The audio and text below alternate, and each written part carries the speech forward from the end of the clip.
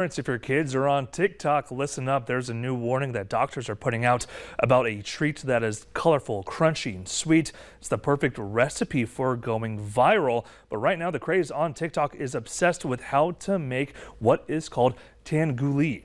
They're skewers of bright, fresh fruit coated in glassy crystallized sugar, but what makes it stunning can make it dangerous as a DIY project. Doctors issued the warning for parents after they saw an uptick in children and teens with severe burns. Some doctors say that patients pointed to mishaps from the viral trend. In fact, in Australia, they said for the last 3 months, they've seen 15 of them, and 5 of them even required skin grafts. In fact, I saw one yesterday.